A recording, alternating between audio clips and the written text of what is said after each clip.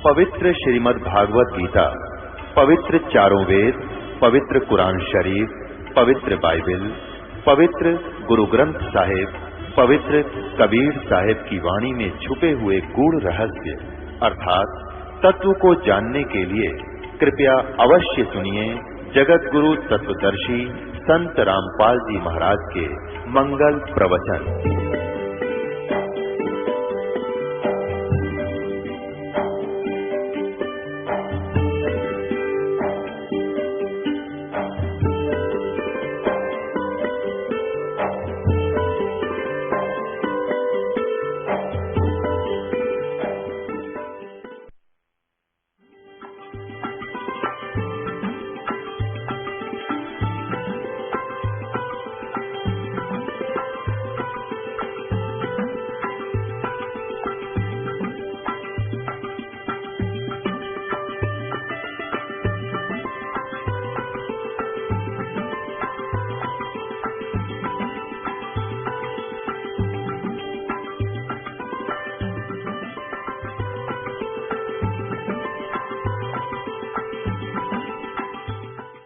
गरीबदास साहिब जी परमात्मा की महिमा को आंखों देख के अब अन्य को समझाने की चेष्टा करते हैं और हमेशा यही विशेषता रही है महापुरुषों में कि वो अन्य संतों के साथ ही बातचीत करते हैं ताकि अन्य शिष्य यदि गुरु मान जाते हैं तो शिष्य तो अपने आप स्वीकार कर लेते हैं।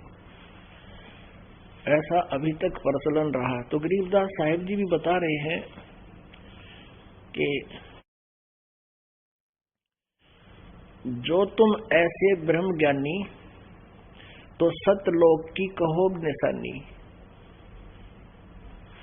कि यदि तुम ब्रह्म ज्ञानी हो, तुम विद्वान कहलाते हो तो सतलोक के बारे में जानकारी दो। हम अधि अवगत फुरमानी, हमरा भेद न कोई जानी, धर अंबर नहीं पौन न पानी, जा दिन की हम कहाँ निशानी, शंख जुगन पर ले परवाना, जा दिन का हम कागज ठाण्या। कहते हैं शंखों युग पहले जब ना कुछ भी नहीं था और जब परमात्मा ने सृष्टि रची उस दिन का मैंने इस अपनी अमर वाणी में उल्लेख कर दिया है।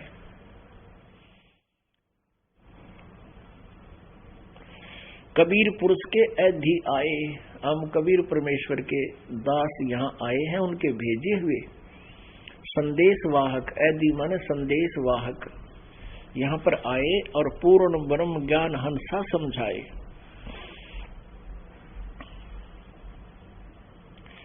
चौदह तबक हमारा डंका और धर्मराज मानत है शंका। गरीबदास जी कह रहे हैं कि इन 14 भवनों में, एक ब्रह्मांड में 14 लोक हैं और उनसे अलग ये 3 लोक अन्य हैं। कहते हैं इन 14 लोक में हमारा बोलबाला है और यहाँ का जो चीफ जस्टिस है, यहाँ का जो मुख्य न्यायाधीश धर्मराज है 21 इस ब्रह्मांड का, वो भी हमारे से कतराता है, हमारी आज्ञा का पालन करता है। क्या बताते हैं कि ब्रह्मा विष्णु महेश की जो पदवी पाए हुए हैं पुण्यात्मा, ये वही प्राणी हैं जो कभी परमेश्वर कबीर जी की शरण में रहे हैं और किसी चौथे युग में उन्होंने भक्ति मालिक की शरण में मर्यादा में रहकर कुछ दिन की। लेकिन इस परमात्मा की एक विशेषता है कि ये किसी को दुखी नहीं देख सकता कबीर भगवान, जो उसकी शरण में आ गए तो कुछ दिनों के बाद ये बहुत ज्यादा सुख हो जाता है और कुछ ही दिनों में जो मर्यादा में रहते हैं उनकी भक्ति भी बहुत अत्यधिक हो जाती है। तो फिर क्या होता है कि कुछ सुख जब अधिक हो जाते हैं, कुछ पिछले संस्कार से भी प्राणी को दुख नहीं होता और वो आकर के भी पुण्य संस्कारों के प्रभाव से नाम ले लेता है, भक्ति भी करता है और फिर उसको और 2, 3, 4 साल, वर्ष, 5 वर्ष, 10 वर्ष वो भक्ति मालिक की साधना करता है तो उसको आपत्ति तो पहले भी नहीं थी और फिर ये भक्ति का और संग्रह हो गया। फिर किसी दिन वो मर्यादा में ना रहता है तोड़ देता है और सतगुरु से गुप्त रखता है, तो मर्यादा टूट जाने से फिर उसके अंदर कोई ना कोई मलिनता आनी प्रारंभ हो जाती है। धीरे धीरे वो भगवान से यानी गुरु जी से दूर होता चला जाता है।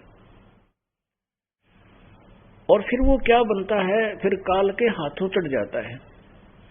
पुण्यात्माओं, पहले ओम नाम का जाप ये ऋषिजन किया करते थे, साथ में डले भी ढोया करते थे तपस्या वाले। ओम नाम का जाप ये शास्त्र अनुकूल साधना की प्रथम कड़ी है।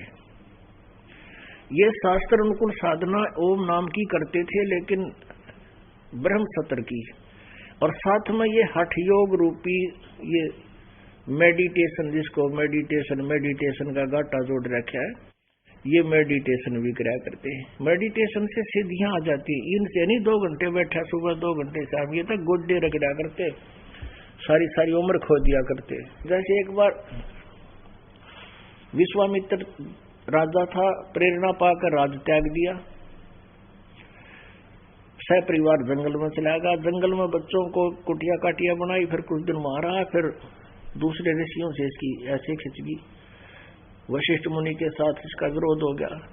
उनको नीचा दिखाने के लिए 12 वर्ष जंगल में और गहरा चला गया, बच्चा ने भी छोड़ गए। वहां साधना करके आया, बैटरी चार्ज करके आया, आकर उसको फिर ऐसे ही किसी को शराब देगा, किसी को आशीर्वाद देकर बर्बाद करके ऐसे। तो इस प्रकार वो शास्त्र अनुकूल साधना जो ओम नाम की वो करते थे, उसका क्रेडिट अलग लिखा जाता है। जो हठ योग करते थे मेडिटेशन, उसका अलग से लिखा जाता है। जो तप वो हो जाता है मेडिटेशन करने से, उस तप से वो राजा बनते हैं।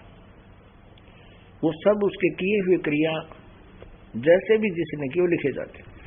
और साथ में सतनाम का जाप भी उन्होंने किया हुआ होता है। सतनाम मीन ओम नाम के साथ दूसरा मंत्र भी जाप किया हुआ होता है। किन्होंने, जो भगवान से विमुख हो जाते, गुरु से विमुख हो जाते, सतगुरु से, तो फिर वो क्या करते हैं, ओम नाम की जो जाप है उसमें और सतनाम और दूसरा मंत्र भी है। ओम नाम के जाप को तो ये खत्म कर देते हैं ब्रह्मलोक में, युकाल इनको वहां नष्ट करवा देता है, वहां रखता है काफी दिन, 60 करोड़ तुम्हारी पूंजी तुम्हारा ही पुण्य। उसके बाद जो दूसरा मंत्र है सत, वो बहुत कीमती है, उसकी बहुत ज्यादा वैल्यू है। उन प्राणियों में से अपने एक ब्रह्मांड के लास्ट स्थान पर, ब्रह्मलोक के सबसे ऊपर जहां ये खुद रहता उससे नीचे 3 ये नकली व्यवस्था बना रखी है, सतलोक वाली डुप्लीकेट। उसमें सतलोक, अलखलोक, अगमलोक, अनामी लोक। तो ऐसे इनको जो सतनाम के जाप करने वाले और फिर परमात्मा से विमुख हो जाते हैं, उनको वो फिर वहां रखता स्टॉक वहां उनको, क्योंकि इसकी जल्दी से कमाई खत्म नहीं होती दूसरे मंत्र की। मर्यादा से किया, वैसे नहीं अपने मनमुखी करता रहे। तो उनमें से फिर ये क्या करता है, ब्रह्मा विष्णु महेश की पोस्ट पर अपनी पुतनी दुर्गा के माध्यम से उनको पुनः जन्म देता है और वो ब्रह्मा विष्णु महेश बना दिए जाते हैं। ऐसे ये काम बिगाड़ता है। और जो वहां सतलोक में चले गए, इन ब्रह्मा विष्णु महेश और से तो बहुत ज्यादा अच्छी आत्माएं हैं जो सतलोक चली जाती हैं, क्योंकि उसी क्लास के वो क्लास फेलो थे और वो बीच में छोड़ के जितनी उन्होंने पढ़ाई की उसका बेनिफिट उनको मिल गया। तो यहां बता रहे हैं, शंख जुगन पर ले परवाना, जा दिन का हम कागज ठाना, कबीर पुरुष के ऐधि आए, पूर्ण ब्रह्म ज्ञान समझाए। हम ऐधि हैं दुर के भाई, जम किंकर पर हमरी दाई, सतलोक के हम सैलानी, आत्म तुझसे पलटा बाणी, आज अंत का करो विचारा, जित से उपजा ये संसारा। ओंकार अष्टंगी माया, जिन ब्रह्मा विष्णु महेश्वर जाया, 5 तत्व का ये पिंड ब्रह्मंडा, जाम नदी 18 गंडा। ब्रह्मा विष्णु गिने न जाई, और सुख सागर की पर भी नाई। कहती वहां सतलोक के अंदर ब्रह्मा विष्णु महेश जैसी पुण्यात्माओं की तो गिनती भी कोई ना, इतने हुआ पर जो वहां सतलोक में आनंदित हो रहे हैं, और जो यहाँ रह गए वो इस काल के फंस जाते हैं। अब क्या बताते हैं? ओंकार अष्टंगी माया, जिन ब्रह्मा विष्णु महेश्वर जाया। जया मन जन्म दिया, दुर्गा ने ब्रह्मा विष्णु महेश को जन्म दिया। ये इस काल की पत्नी है दुर्गा, ज्योति निरंजन की पत्नी है। ब्रह्मा विष्णु महेश का ये ज्योति निरंजन काल पिता है। 5 तत्व का पिंड ब्रह्मंडा, जाम नदी 18 गंडा। 184 है चौखानी, जाकी बेड़ी वेद कुरानी। कहती 84 लाख योनियों में फंसे रहने का मुख्य कारण वेदों और कुरान की जो ज्ञान है ये इनकम्प्लीट है। और जिस कारण से आप साधनाएं भी करते हो, अच्छी अच्छी पोस्ट भी ऊपर के लोकों में प्राप्त कर लेते हो, लेकिन फिर भी आप इस काल की जेल से बाहर नहीं जा सकते, जन्म मृत्यु तुम्हारा समाप्त नहीं होता। कहते हैं ये वेद और कुरान इस काल के जाल में फंसाए रखने की तुम्हारी खास बेड़ी है, तुम्हारे पैरों में ये जंजीर पड़ी हुई है। और परमात्मा कहते अमर करूं सतलोक पठाऊं, ताते बंदी छोड़ कहाऊं, काटू फंद सतलोक ले जाऊं। तुम कौन राम का करते जापम, ताते कटे ना तीनों तापम। तुम कौन राम का, कौन से भगवान का तुम जाप करते हो, जिस कारण से तुम्हारे 3 ताप भी नष्ट नहीं होते। 3 ताप के अंतर्गत कौन कौन से कष्ट आते हैं? जैसे कोई जंतर मंत्र कर देता है, या कोई संत श्राप दे देता है, ऋषि श्राप दे देता है, कोई देव रुष्ट हो जाता है। इस तरह के ये 3 ताप होते हैं। और इन 3 तापों का नाश भी कहते हैं तुम जिन भगवानों की भक्ति करते हो। किसकी?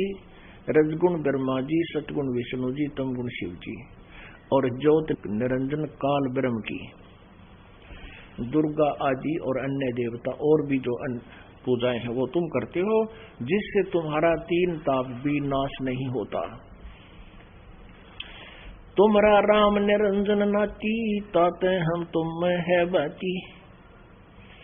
अब क्या बताते हैं कि तुम्हारा तो यो ज्योति निरंजन राम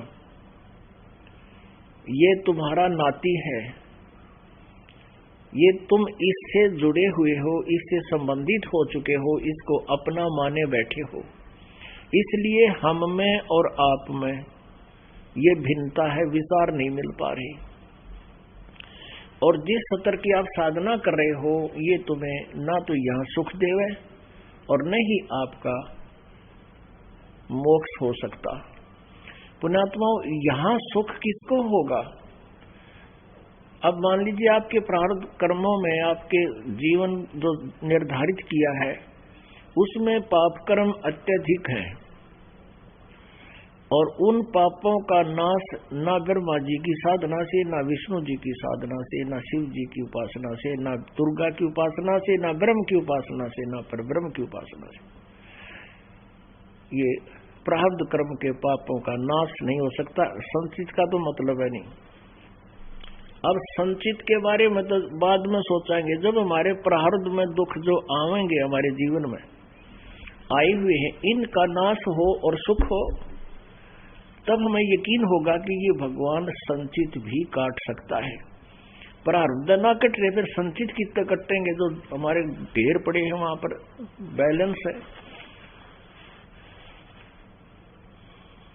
तो केवल एक परमात्मा है जो पाप नाश कर सकता है।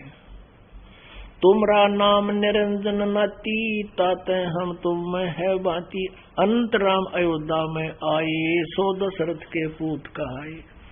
कहते हैं इसे इसे न जाने कितने रामचंद्र राजा दशरथ के जन्म लेकर और यहाँ पर वो पाक के चले गए, फिर विरानमट्टी हुई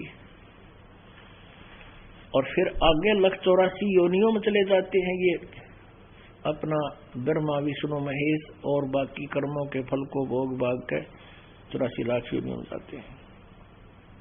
रघुवंशी राजा थे भाई, 3 लोक जाकी ठकुराई। कहते तुम उस रघुवंशी रामचंद्र दशरथ के पुत्र को भगवान मानते हो, वो 3 लोक के मालिक थे, एक विभागीय मंत्री। रघुवंशी राजा थे भाई, 3 लोक जाकी ठकुराई। वो केवल 3 लोक के मालिक थे, प्रभु थे, ठाकुर थे। कोट राम गए लंका तोरी, ताको लखी न अवगत डोरी। कहते हैं करोड़ रामचंद्र लंका तोड़ तोड़ कर प्रभु पा किए, उनको उस अवगत की डोरी यानी आगे वाले मार्ग का ज्ञान नहीं हुआ।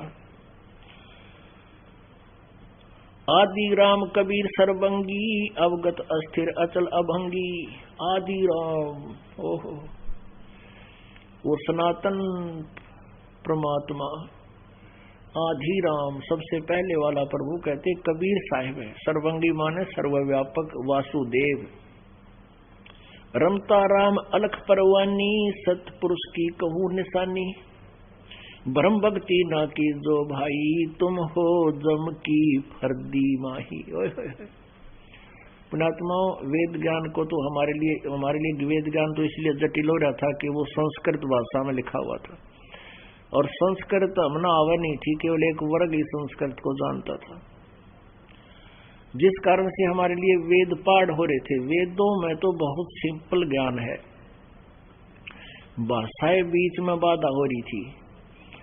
अब उस वेद ज्ञान को कुछ एक उन्होंने अनुवाद किया है, कुछ गलत कर रखा है, कुछ ठीक भी कर रखा है। अब हमारे पास ये परमात्मा सच्चिदानंद घन ब्रह्म की वाणी में वही 4 वेद और 4 वेद से आगे का भी ज्ञान हमें उपलब्ध है। तो इस सूक्ष्म वेद से हम इन 4 वेदों को भी जो अनुवाद गलत कर दिया गया है उनको भी सेट कर लेंगे।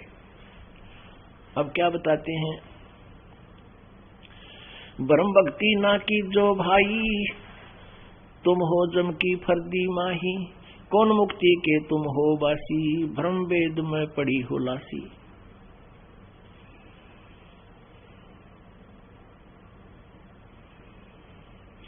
कबीर पुरुष ने आन जगाया, गुज वस्तु का भेद लखाया।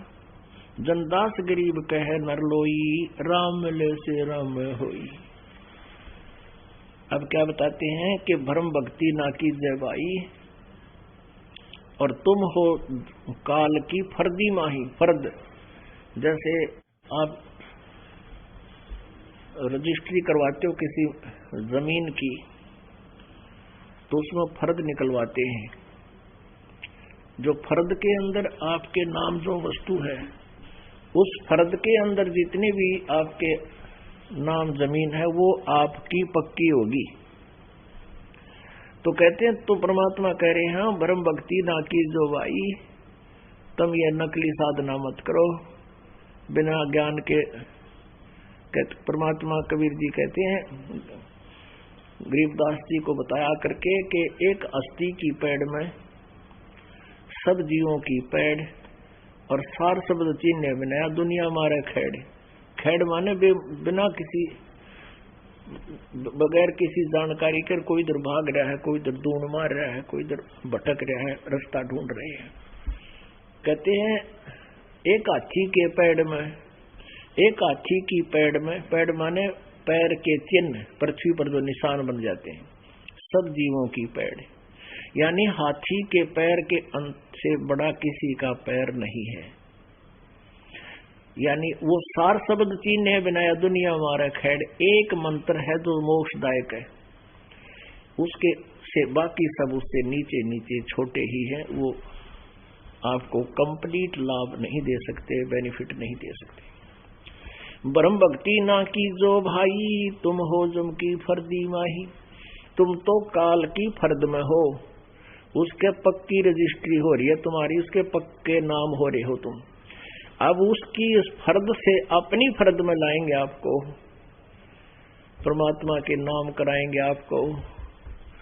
उसके लिए आपको बहुत आध्यात्मिक धन की जरूरत पड़ेगी। उस आध्यात्मिक धन की कमाई के लिए आप जी को विधि बताई जाएगी। अब गरीबदास महाराज जी कह रहे हैं कि परमात्मा कबीर जी ने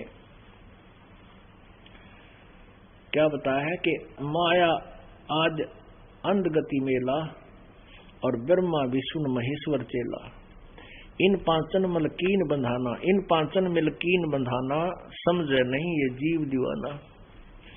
इन पांचों मिल जीव अटकाए, युगन युगन हम आन छुटाए। कहे कबीर पुरुष अविनाशी, हम ही काटे यम की फांसी। अमर करूं सतलोक पठाऊं, शंख पदम जलमल दर्शाऊं। दास गरीब विहंगम मेला, सतपुरुष कबीर का चेला। अब परमात्मा की महिमा से परिचित होने के बाद आदरणीय गरीबदास साहिब जी ने यथार्थ भक्ति की जानकारी दी और जो साधना गलत कर रहे थे उसका खंडन किया। गुरुआ गाम बिगाड़े संतो, गुरुआ गाम बिगाड़े। ऐसे कर्म जीव कहला दिए, ईव झड़े ना झाड़े। गुरुआ गाम बिगाड़े संतो, गुरुआ गाम बिगाड़े। गुरुआ गाम बिगाड़े संतो, गुरुआ गाम बिगाड़े। ऐसे कर्म जीव कहलाए, ईव झड़े ना झाड़े। ऐसी गलत साधना इस जीव के साथ चिपका दी, ऐसे गलत कर्म ये कर रहे हैं। अब कहते इनको झाड़े से भी ना जड़ते, इनको समझाए से भी ये नहीं छोड़ पा रहे। ये पत्थर को परमेश्वर कहते, या निंदा बड़ भारी। या की मोको समझ न पड़ी, पूजा दी अकगारी। पूजा करी अकगाड़ी। जो हड़का जल भर के लाए, चरणामृत ठहराए। जड़ के चरण धो कर दीने, चेतन को फिर प्याए। इन अज्ञानी ऋषि संतों ब्राह्मणों को, गुरुओं को लताड़ रहे हैं कि तुम पत्थर न परमेश्वर बताओ, मूर्ति बोलती ना, सुनती ना, चालती नहीं, कुछ भी उसका आगे घंट बजाओ, उसका आगे प्रार्थना कर रहे हो। और फिर जोड़ का जल भर के लाए। चरणामृत देखे हमने बनाते, जो हमारे गांव में शिव जी का मंदिर है और हमारे गांव में फ्लड आई लगातार कई वर्ष, तो हम चौथी पांचवी पर डरते। तो मंदिर के पास एक तालाब था, उसकी ऊंची ऊंची बना रखा था उसका द्वार, मिट्टी का चारों तरफ ऊंचा ऊंचा उसका किनारे बना रखे थे। उसको पक्का किया हुआ था, उसी में मंदिर था। वहाँ बड़े बड़े वृक्ष थे, तो वहां पर जा करते क्लास लगा करती।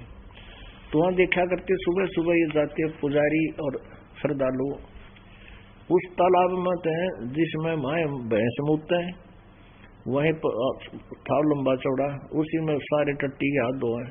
और उस समय ते घाट बना हुआ था, पानी भरे, कपड़े तो छान के रोटे में, और भगवान शिव जी के सिर पर डाले, तर डाला दे, और फिर वो पानी ऊपर से गिर का आवे, उसका लोटा तले डाले, और फिर उन्हें अपने वहां चरणामृत दें चेलाता ही और गरवानों के लिए ले जावे। परमात्मा कहते हैं जो हड़का जल भर के लाए, चरणामृत ठहराए।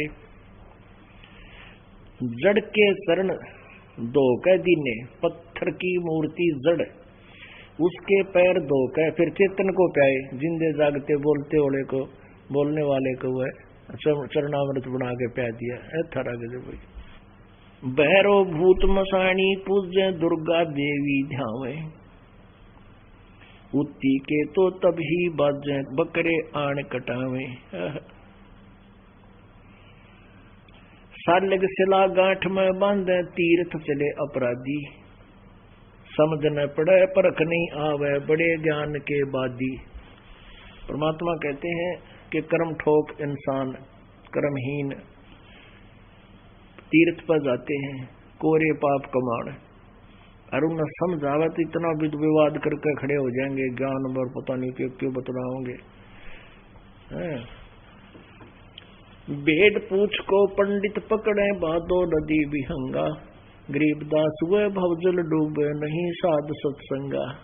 निचोड़ कर दिया सारे साधना के लिए। कहते हैं भेड़ पूछ को पंडित पकड़े, भादो नदी विहंगा।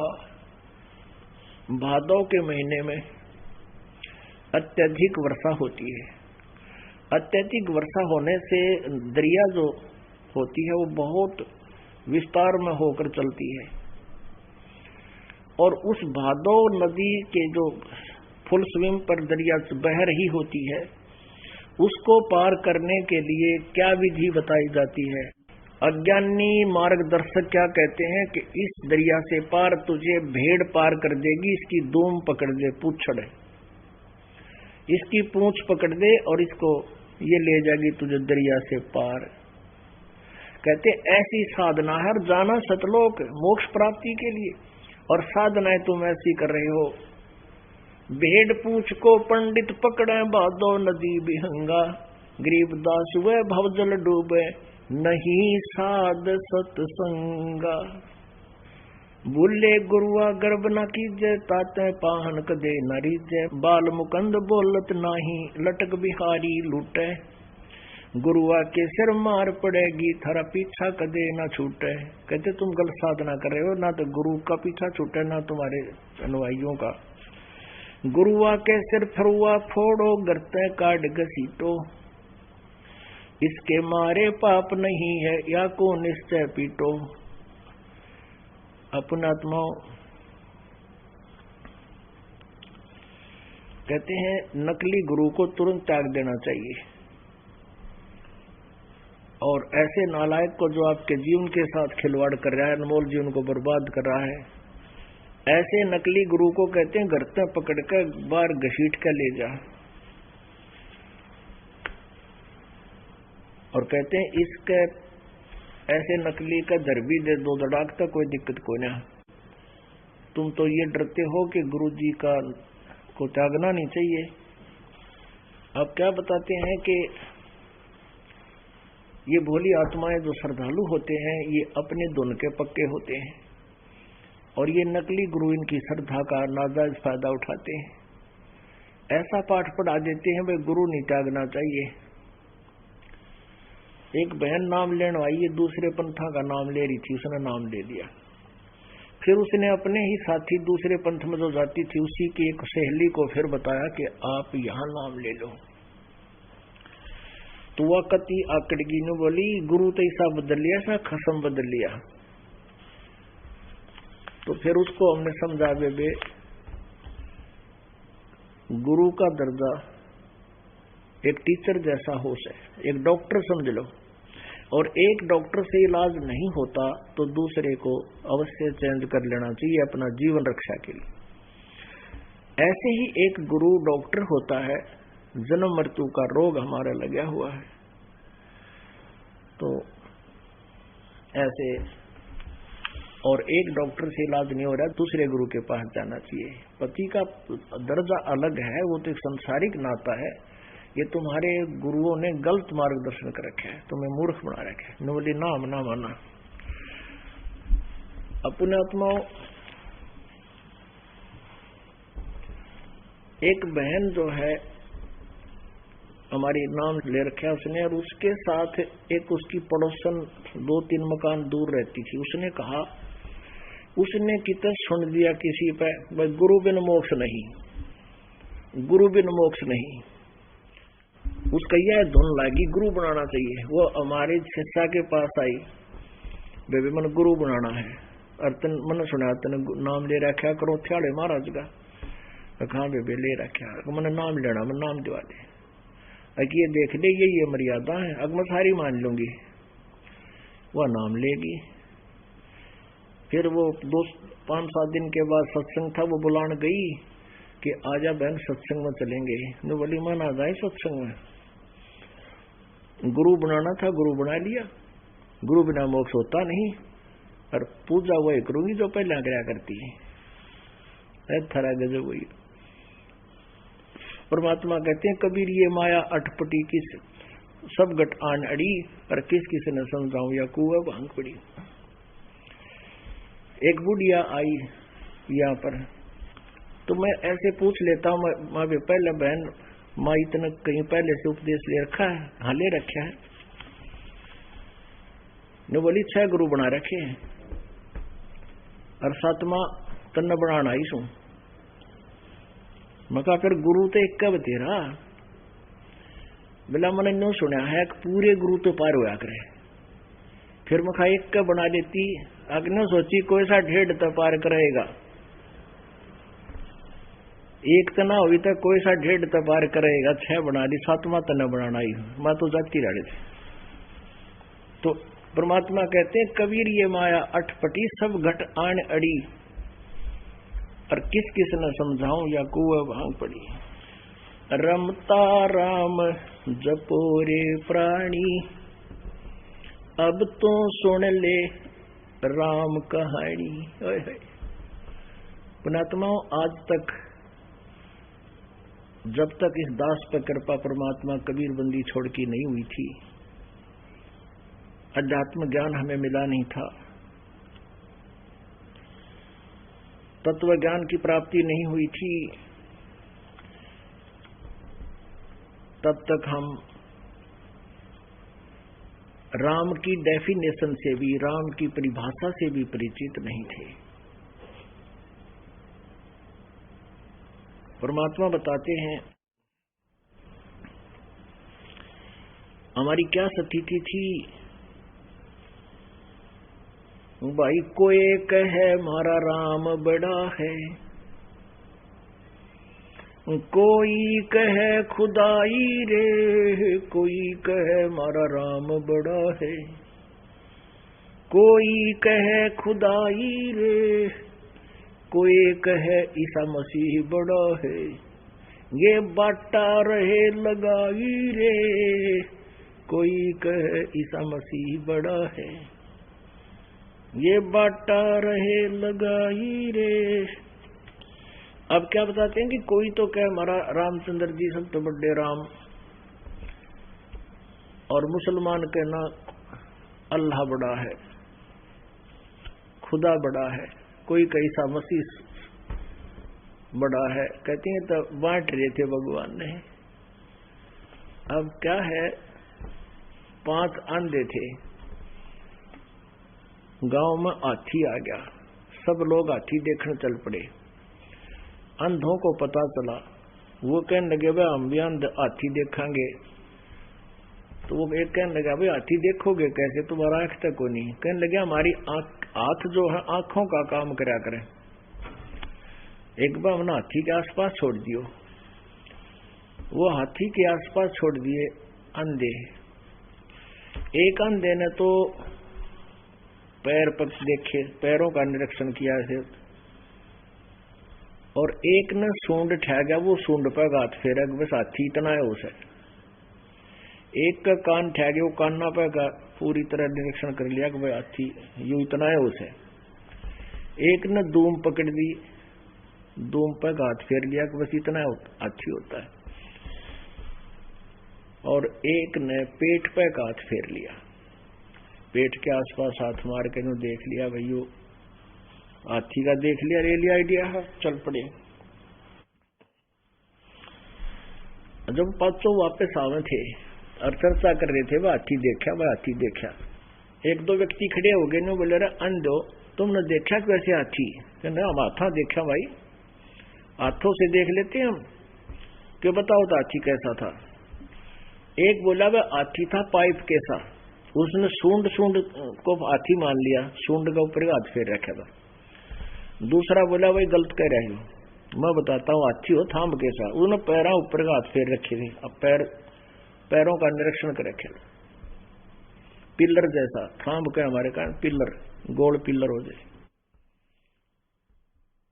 तीसरा बोला भाई नहीं बेरा मैं बताता हूँ, इनको ज्ञान नहीं है, अब कैसा होता हाथी होता छाछ कैसा, उसने कानों का हाथ मार रखा था। चौथा बोला भाई इन तीनों ने कुछ नहीं ज्ञान, मैं बताता हूँ हाथी होता पट्टा कैसा, पट्टा यानी बेल्ट, वो पूछड़ पे हाथ फेर रहा था हाथी की पे, पांचवा बोला भाई न कति नहीं बता, मैं बताता हूँ, हाथी हो से बटोड़े के साथ। बटोड़ा हुआ करे हमारे विशेषकर रोहतक डिस्ट्रिक्ट में बटोड़ा तो उसमें उपले गोसे भर दिया करे, सपेर गोसे हो ना, गोसे गोबर के उपले, और उसमें भरकर ऐसे उसको गोबर से लीप दिया ना अच्छा बड़ा, और वो गोबर से लिपने के बाद वो खरदरासा बहुत होता है उसका, उठपटांग सा ऊपर का। तो ऐसा ही हाथी का शरीर बॉडी होता है। तो पांचवा बोला भाई हाथी होता है बटोड़े के साथ। तब वहां खाड़े ने बताया भाई अंधो, ये सारा मिलकर हाथी होता है, ये इंडिविजुअल पार्ट हाथी नहीं है। तो परमात्मा पूर्ण ब्रह्म सतपुरुष के ये बच्चे हैं, जितने भी रामचंद्र जी, विष्णु जी, ब्रह्मा जी और ये ईसा जी, हजरत मोहम्मद जी, ये उस परमात्मा के बच्चे हैं, ये भगवान नहीं है, उसी के अंश हैं। रमता राम जपो रे प्राणी, अब तुम सुन ले राम कहानी। कच्छ मच्छ कूरम ना होते, दौल धरनी नहीं ध्यानी। चंद सूरज दो दीपक ना थे पवन और पानी। ब्रह्मा विष्णु महेश न होते, न लक्ष्मी नहीं गौरज रानी। सावतरी नहीं सनक सनंदन, तब होते अलख बिनानी। शेष सहस मुख निस दिन गावे, रंकार निज बाणी। राम नाम का सिक्का मेटे व डूबेंगे अभिमानी। सुर 33 88 और 84 सिद्धा, ये चार खान के जीव उपाय आदि पुरुष की अध्या। आदि राम सोई अंत राम है, मध्य राम है सोई। पूर्ण ब्रह्म सकल घट व्यापक, आगा न पीछा कोई।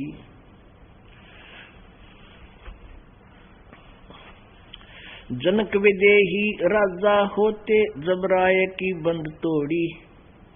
राम नाम प्रहलाद उधर गेवा, फूक फाक दी ओड़ी। रामचंद्र रघुवंशी होते, जिन जाण्या तिन जाण्या। दिव्य रूप स्वर्गापुर पहुंचे, अयोध्या चढ़ी विमाना। राम कहते राममय होगे, पूछ देख प्रहलादम। दास गरीब जरे नहीं जारे, लागी अजर समादम। अब क्या बताते हैं, जनक विदेही राजा होते, जिसने जमराज की बंद तोड़ी, और राम नाम प्रहलाद उधर गए।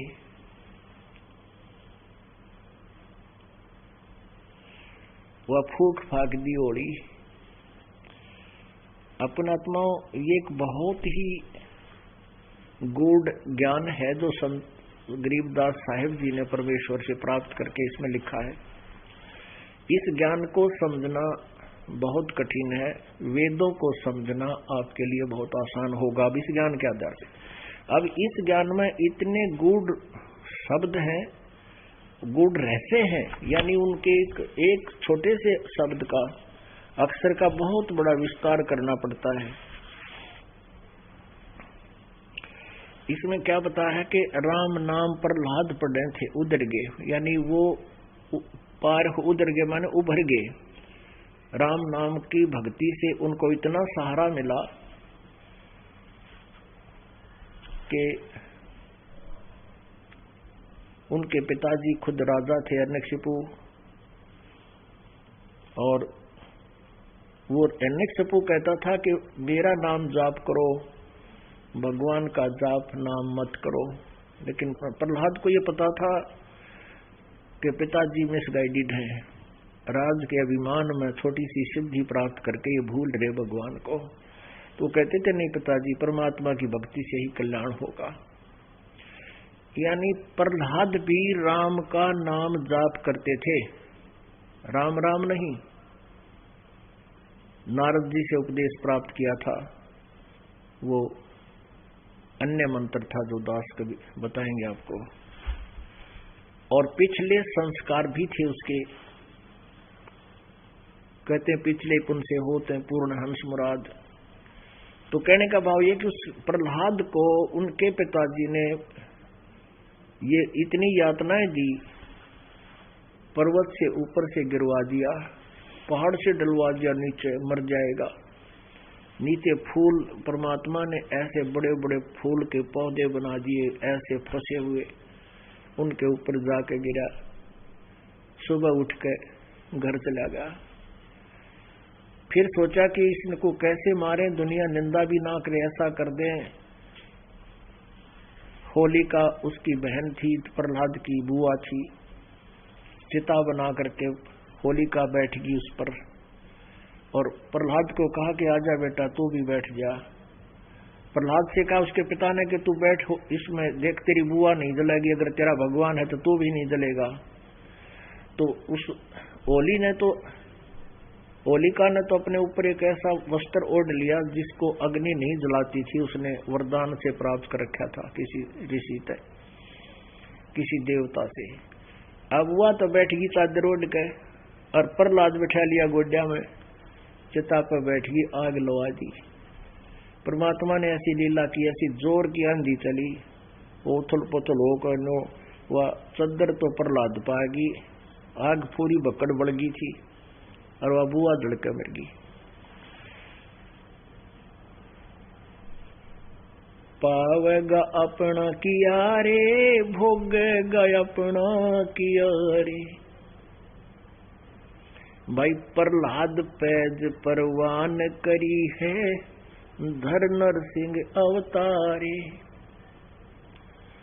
अब जैसे फिर प्रहलाद को उसने सोचा यू कैसे नहीं मर रहा है, तो एक खंबा लाल कर दिया, कति लोहे का खंबा इतना आग में इतना गर्म कर दिया और उसको कहा कि तू इस खंभे को पकड़े, यदि तेरा भगवान है अब पता चलेगा।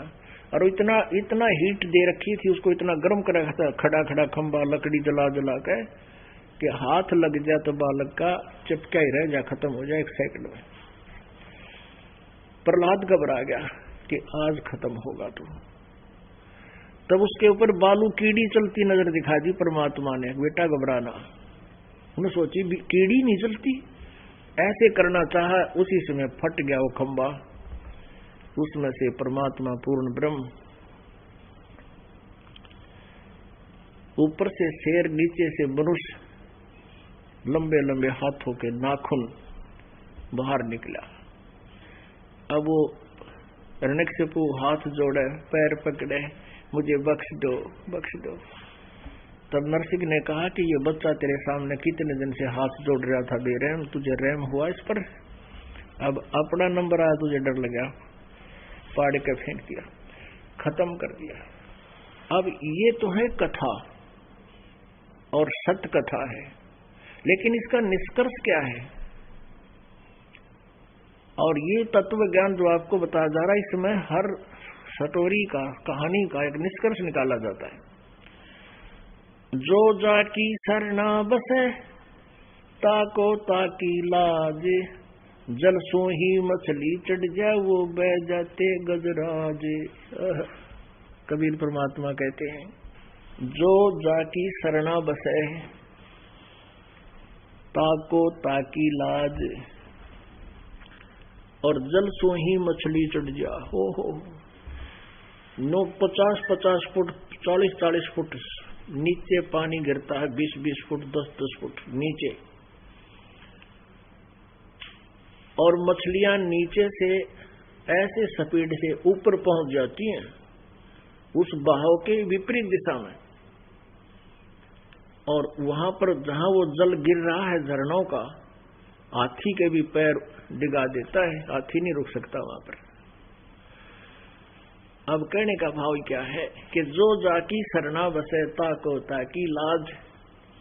अब मछली उस जल के बिना नहीं रह सकती, मछली का उस जल से विशेष लगाव है, वह उसकी पक्की भक्त है, और जल के बिना 5 मिनट के अंदर मछली तड़प तड़प कर मर जाती है। तो इसलिए जल ने उसको इतना अनुकूल दे दिया, उसको इतना छूट दे दी, तू कितने घूम, ऊपर चढ़ नीचे आ, तेरी सारी छूट। तो पुणात्माओं, जैसे हम जिस भी राम की शरण लिए हुए हैं, उसकी जितना सामर्थ्य है उतना राहत आपको अवश्य देगा।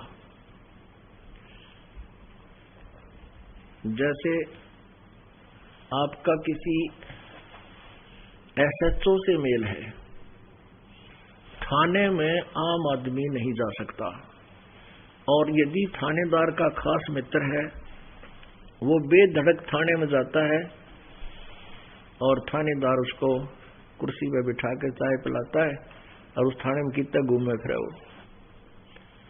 ऐसे ही किसी की मित्रता SP से है, IG से है, तो वो उसका खास मित्र है, तो उसको वो सारी छूट दे कि तक घूम फिरे। यदि किसी की मित्रता किसी मंत्री से है, तो मंत्री के उसको पूरी सुविधा देता है, उसके सब कार्य भी उसके सत्र के जो होने वाले विदिन लॉ वो सब कर देता है। ऐसे जिसकी मित्रता मुख्यमंत्री से है और खास मित्रता है, तो वो अपने स्टेट में उसको पूरी छूट दे देता है। और जिसकी मित्रता प्रधानमंत्री से, उसका आगे मुख्यमंत्री भी सलूट मारा है और नीचे वालों का तो कहना है क्या। तो कहने का भाव यह है कि जो जाकी सरना बसे ताको ताकी लाज, और जल सो ही मछली चढ़ जा, वहां बह जाते गजराज। गजराज माने हाथियों का भी मुखिया, यानी बहुत तगड़ा हाथी, वो भी उस जल के सामने टिक नहीं सकता, वो बह जाता है। और वहां पर वो मछली, वह 2 किलोग्राम की मछली ऐसे ऊपर चढ़ जाती है, नो कुत्ती ऐसे, नो नीचे गिरता हुआ पानी बहुत गहरा, वहां से ऐसे जाती है, वो ऊपर पहुंचती। तो यहाँ प्रसंग जो चल रहा है, गरीबदास साहिब जी ने ये बताने की चेष्टा की है कि तुम कौन राम का जपते जापम ताते मिटे ना तीनों तापम। 3 ताप के अंदर आते हैं, जैसे आपके ऊपर किसी ने कोई जंतर मंतर कर दिया हो, किसी का गाल गलवा रखी हो, और किसी को कोई शराब मिला हुआ हो, या कोई प्रारब्ध का कष्ट है, तो वो किस राम से समाप्त होगा। अब जैसे श्री रामचंद्र जी को श्राप दिया था नारद जी ने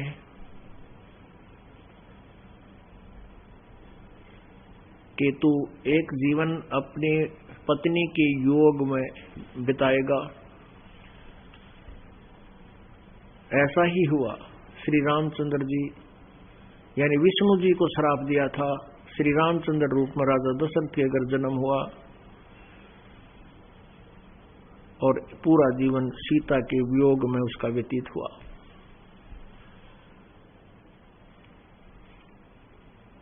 एक बार दुर्वासा जी ने श्राप दिया था कि यादव कुल का नाश होगा, ऐसा ही हुआ। श्री कृष्ण जी का पूरा कुल नष्ट हो गया, श्री कृष्ण जी भी मारे गए। एक शिकारी ने उनके पैर में तीर मारा था, विषाक्त, उनकी भी मृत्यु हुई थी। पुणात्माओं, हमने अभी आपने सुना कि रमता राम जपोरे प्राणी, अब तू सुन ले राम कहानी। परमात्मा की कहानी, राम कहानी तो सृष्टि रचना से कंप्लीट होगी। सृष्टि रचना की जानकारी थोड़ी सिंपल सी आपको देंगे, तब आपको पता चलेगा कि कौन राम और कितनी अक्षमता का है। सृष्टि रचना के बारे में जानकारी देंगे आपको थोड़ी सी, फिर विस्तार से कल बताएंगे। राम की कहानी आपको सुनाते हैं। अभी तक हम सत्यनारायण कथा सुना करते थे। सत्यनारायण हम मानते थे श्री विष्णु जी को, और विष्णु जी को सत्यनारायण। सत्यनारायण मीन अविनाशी प्रभु। सत्य माने अविनाशी, सत साहिब कहो, सत्यनारायण कहो, सतपुरख कहो, सत साहिब कहो। वो सत्यनारायण ये नहीं थे क्योंकि ब्रह्मा विष्णु महेश भी नाशवान है। पुणात्माओं, यहाँ समस्या आ जाती है कि ये कैसा प्रसंग है कि ब्रह्मा विष्णु महेश नाशवान है।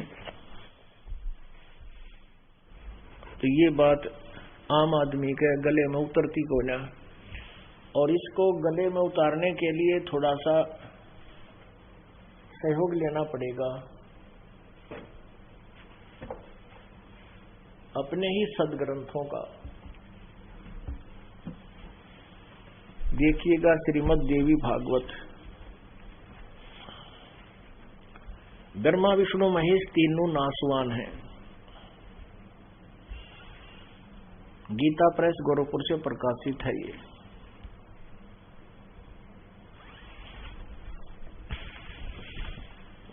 संक्षिप्त श्रीमद् देवी भागवत यानी दुर्गा पुराण, शक्ति पुराण, संपादक हनुमान प्रसाद पोदार, चिमनलाल गोस्वामी, और ये प्रकाशक है एवं मुद्रक है गीता प्रेस गोरखपुर, गोविंद भवन कार्यालय, कोलकाता का संस्थान। इसके 123 पृष्ठ पे हमारा काफी काम सर जाएगा। ये 5-7 पंक्तियों में बहुत कुछ बात सुलझ जाएगी। तीसरा सकंद 123 पृष्ठ पे।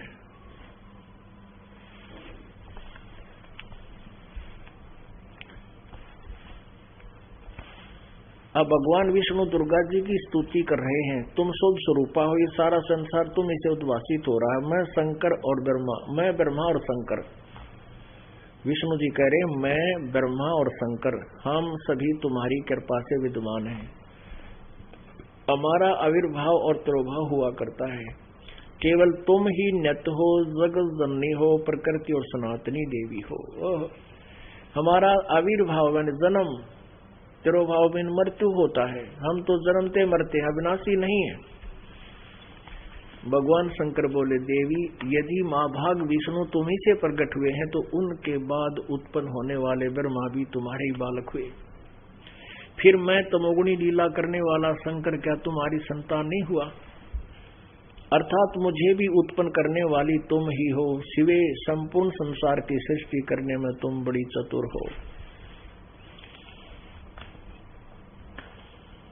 इस संसार की सृष्टि, सतति और संहार में तुम्हारे गुण सदा समर्थ हैं। उन्हीं तीनों गुणों से उत्पन्न हम, शंकर जी बोल रहे हैं, अब ब्रह्मा विष्णु एवं शंकर नियम अनुसार कार्य में तत्पर रहते हैं। अब ये कड़वी कुलीन जो है आप आसानी से खा सकोगे, क्योंकि ये हमारे सदग्रंथों में इनकी जीवनी में लिखा है। इससे 4 कंसेप्ट क्लियर हो गए। एक तो ब्रह्मा विष्णु महेश अविनाशी नहीं है, इनकी जन्म मृत्यु होती है। दुर्गा इनकी माता है।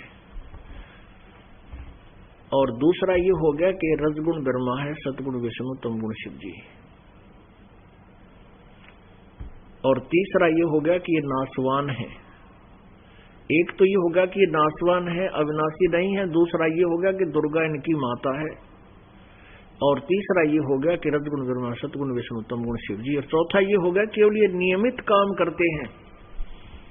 ये किसी के कोई संस्कार को कम बत्ती नहीं कर सकते। आपके प्रारब्ध में यदि किसी को कोई कष्ट है तो ये उसको निवारण नहीं कर सकते, क्योंकि इन्होंने स्वयं भोगना पड़ा।